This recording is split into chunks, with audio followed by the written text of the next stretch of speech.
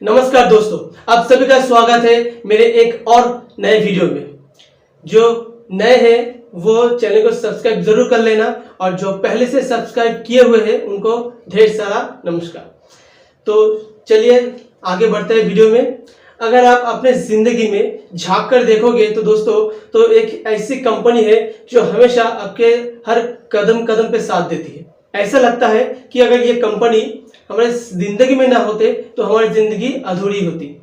और ये जो कंपनी है ये देश का हर बच्चा बच्चा जानता है। जी हाँ, आज हम बात करने वाले हैं टाटा ग्रुप ऑफ कंपनी के बारे में।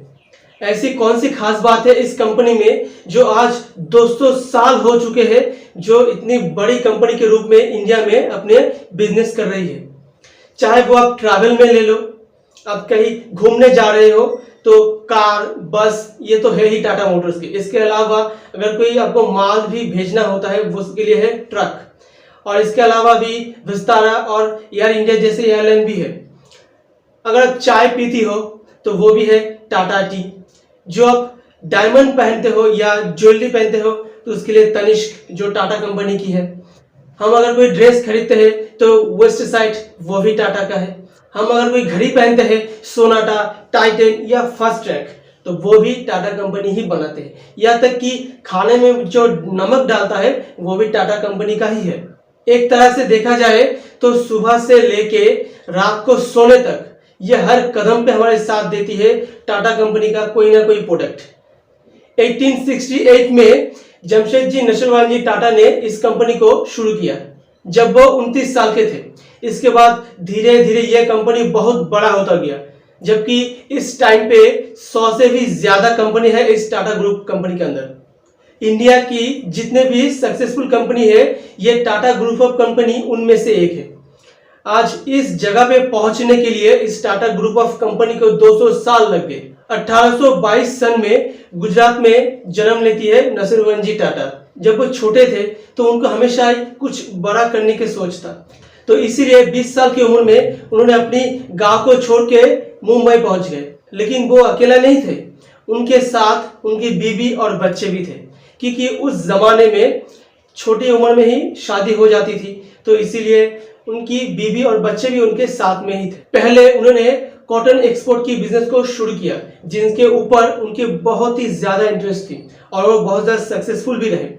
उन्होंने अपने बेटे जमशेदजी टाटा को अच्छी शिक्षा दी, क्योंकि उनका हमेशा यह मानना था कि अगर जिंदगी में आगे बढ़ना है तो शिक्षा बहुत जरूरी है।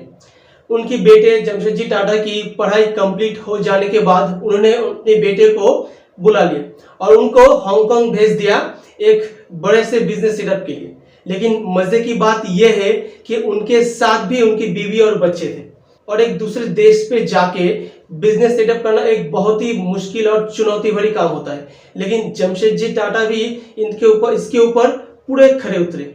उन्होंने भी बिजनेस को बहुत ही अच्छी तरह से सेट किया। वो अपनी जिंदगी में हर बिजनेस में बहुत ही सक्सेसफुल रहे। उन्होंने इंडिया में बहुत सारे कॉटन मिल्स चालू किए, यहाँ तक कि उन्होंने अपनी जिंदगी में स्टील कंस्ट्रक्शन भी चालू किए, और उन्होंने पहली बार इंडिया में 5 स्टार होटल शुरू किए जिसमें बिजली आती थी। उस समय की बात है दोस्तों जब बिजली हमारे इंडिया पे नहीं था, लेकिन उस होटल में बिजली आती थी। और ये होटल और कोई नहीं, ताजमहल पैलेस है, जिसे हम ताज होटल के नाम से जानते हैं। 1961 में अमेरिका में सिविल वॉर शुरू हुआ, जिसका फायदा जमशेदजी को हुआ। इंग्लैंड अमेरिका से कॉटन खरीदता था, लेकिन अमेरिका में सिविल वॉर शुरू हो जाने की वजह से कॉटन की सप्लाई पूरी तरह से बंद हो जाती है, और उसका फायदा होता है जमशेदजी टाटा को। उन्होंने दुगने दाम पे कॉटन को इंग्लैंड भेजना शुरू कर दिया, और इसी वजह से 2-3 सालों में जमशेदजी ने बहुत ज्यादा मुनाफा कमाया। लेकिन उसके बाद जब सिविल वॉर खत्म हो जाती है तब इंग्लैंड फिर से अमेरिका से कॉटन लेना शुरू कर देती है, तो उस टाइम पे टाटा को बहुत ज्यादा नुकसान सहना पड़ा। उसी समय पे उनको बहुत ज्यादा टेंशन हो गई थी अपने बिजनेस की, लेकिन उनके अंदर बिजनेस को लेकर इतना पैशन था कि उन्होंने धीरे धीरे अपने बिजनेस को फिर से सही जगह पे लाके खड़ा कर दिया। उन्होंने सपने तो बहुत सारे देखे थे, लेकिन सबको पूरा कर नहीं पाए। उनके कुछ ऐसे ड्रीम प्रोजेक्ट थे जो अधूरा रह गए। जिनमें से एक था टाटा स्टील एंड कंपनी, जिनको उनके जिंदा रहते शुरू तो किया था लेकिन उनको कंप्लीट करते हुए उन्होंने नहीं देखा। सन 1904 में उनका देहांत हो गया और उनके बाद टाटा ग्रुप ऑफ कंपनी का चेयरमैन बना उनका बेटा दोरबजी टाटा। उनके बेटे ने अपने पापा जमशेदजी टाटा की ड्रीम प्रोजेक्ट पे काम करना शुरू कर दिया। 1910 में फर्स्ट वर्ल्ड वॉर शुरू हो चुका था और उसी समय पे टाटा ग्रुप ऑफ कंपनी ने अपना स्टील कंपनी की मैन्युफैक्चर शुरू कर दी। ब्रिटिश को स्टील की सख्त जरूरत थी क्योंकि उनको स्टील से हथियार और टैंक बनाना था। तो उस टाइम पे टाटा स्टील कंपनी ने भरपूर सहयोग दिया। उनका स्टील इतना बढ़िया था, मतलब इतना टिकाऊ था कि उसके ऊपर अगर बम भी गिरता है तो कुछ नहीं होता था। तो धीरे धीरे टाटा स्टील कंपनी का और भी बहुत नाम हो गया। इसके बाद टाटा ग्रुप ऑफ कंपनी को संभाला JRD टाटा ने, जो खुद पायलट थे और उनकी प्लेन उड़ाने की पैशन बहुत ज्यादा थी। इसलिए उन्होंने टाटा ग्रुप ऑफ कंपनी में पहली बार एयरलाइंस की चालू की और वो एयरलाइंस हम एयर इंडिया के नाम से जानते हैं। इसके अलावा टाटा ने और भी कई अलग सेक्टर पे काम करना शुरू कर दिया। 1945 में टाटा मोटर्स का पहला प्रोडक्ट लॉन्च हुआ, जो था पटरियों पर चलने वाला लोकोमोटिव इंजन, जो अपने आप में एक बहुत बड़ी बात है। उसके बाद 1968 में TCS की स्थापना की, मतलब टाटा कंसल्टेंसी सर्विस, जो electronic data processing service provide करती है। और ये आज की डेट में दूसरा ऐसा कंपनी है जो सबसे ज्यादा एम्प्लॉय को प्रोवाइड करती है रेलवे के बाद। इसके बाद cancer research centre, electronic manufacturing और सॉल्ट मैन्युफैक्चरिंग भी शुरू कर दिया।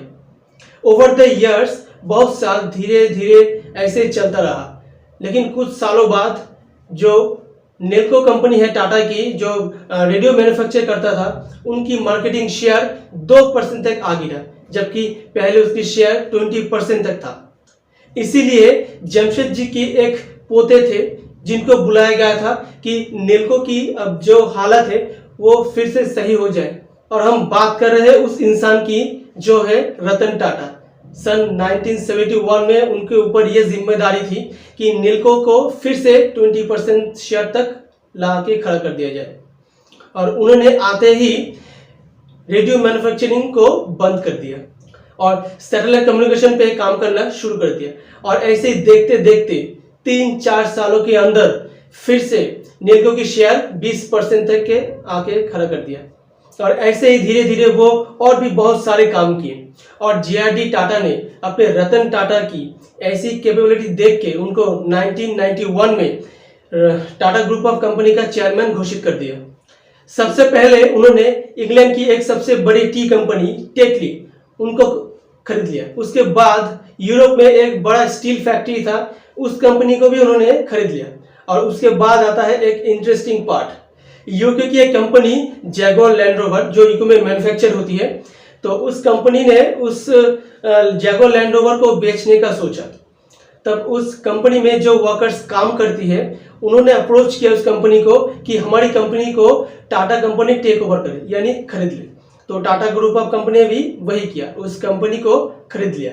उसके बाद आती है रतन टाटा की ड्रीम प्रोजेक्ट, जो सन 2008 जनवरी 10 को लॉन्च हुई थी, वो था टाटा नैनो। ये हर कोई जानता है, ये रतन टाटा की ड्रीम थी कि 1 लाख में हर किसी को एक कार मिले, जो कि एक बाइक से भी कम दाम में, क्योंकि उनका ये सपना था जो लोअर मिडिल क्लास लोग हैं वो भी अब एक कार अफोर्ड कर सके, वो भी अपने सपने को पूरा कर सके, और ये जो बारिश और धूप में भी अपने आप को और फैमिली को भी बचा सके। रतन टाटा का ये मानना था कि टाटा ग्रुप ऑफ कंपनी हमेशा लोगों के लिए काम करते हैं, चाहे वो गरीब हो या फिर अमीर हो। तो हम सभी जानते हैं रतन टाटा जी ने हमारे इंडिया के लिए बहुत कुछ किया है। जैसे कि कोविड के टाइम उन्होंने 2,500 करोड़ तक खर्च कर दिए थे। आज की डेट में भूटान, जहाँ की जनसंख्या 7.5 लाख के आसपास है, और टाटा ग्रुप ऑफ कंपनी में काम करने वाले यानी एम्प्लॉय भी 7.5 लाख से ज्यादा है, यानी एक देश की जनसंख्या से भी ज्यादा लोग टाटा ग्रुप ऑफ कंपनी में काम करते हैं। तो टाटा कंपनी के ऊपर 7.5 लाख एम्प्लॉय की जिम्मेदारी है। टाटा कंपनी टैक्स भर के भी इंडिया की GDP को बहुत आगे लेके जा रहे हैं। टैक्स भरने के मामले में भी टाटा कंपनी सबसे आगे है। ट्रस्ट के मामले में भी टाटा कंपनी बहुत आगे है। टाटा कंपनी हमेशा ये सोचते हैं और ये करते भी है कि इंडिया को कैसे आगे लेके जाए। तो इसीलिए रतन टाटा यानी Tata group of company youth generation के ऊपर बहुत ज़्यादा काम करती है। वो अपने कमाई के 60 से 65%, 60 to 65% दान करती है। और सबसे ज़्यादा दान करती है वो एजुकेशन में, उसके बाद मेडिकल में यानी मेडिसिन में, और जो रूरल एरिया है वो डेवलप करने में। तो ये था टाटा ग्रुप ऑफ कंपनी। आशा करता हूँ दोस्तों आपको ये वीडियो बहुत ही अच्छा लगा होगा। अगर अच्छा लगा होगा तो लाइक करना, कमेंट करना, शेयर करना और सब्सक्राइब ज़रूर करना। तो मिलते हैं अगले वीडियो में, तब तक के लिए नमस्कार।